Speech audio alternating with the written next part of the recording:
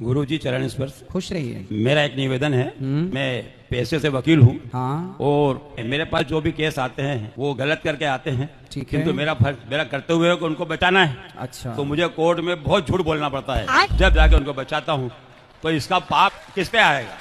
आप जब किसी का केस लड़ते हैं तो आपको ये पता होता है कि ये आदमी गलत है या सही है? बिल्कुल बिल्कुल पता लगता है हमको, हम पहचान लेते हैं, जान लेते हैं। कोई बलात्कारी आपके पास आ जाएगा तो क्या आप उसे भी जिता देंगे?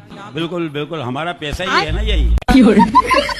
यदि गलत है तो फिर गलत को आप मत जिताओ, आप कहो भैया मैं झूठ नहीं बोल सकता, मैं नहीं करता। तो हम केस नहीं लड़ सकते साहब। तो आप अच्छे लोगों के केस लड़ो। पंडित जी, मेरा यह कहना है कि अच्छे लोगों के तो केस बनते ही नहीं है।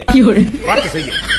तो दो में से एक तो सही है। हाँ, एक तो सही है ना। तो आप दो लड़ रहे हैं तो एक तो सही होगा। तो जो सही है आप फाइल पढ़ के समझ लो कि कौन सा सही है। जो सही है उसका केस आप ले लो, भाई तू सही, मैं तुझे जिताऊंगा। जो सही रहता है ना उसका केस तो गवर्नमेंट लड़ती है, हम वही लड़ते हैं।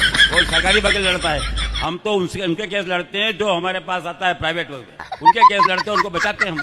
हाँ। अब हमारा तो अब जैसे हमने कई एक्सीडेंट हो जाते हैं, हम जानते हैं कि इसने एक्सीडेंट किया है, हाथ करके बदमाशी करी है, फिर भी हम उसको बचा लाते हैं और वही करवा देते हैं। मैं मंदिर डेली जाता हूँ, आरती में डेली जाता हूँ, सुबह भी पूजा पाठ सब अच्छा करता हूँ। हम मंदिर जाते हैं और मंदिर जाने के बाद आकर गलत काम करते हैं तो मंदिर जाने का लाभ नहीं है। धंधा ही मेरा यही, तो क्या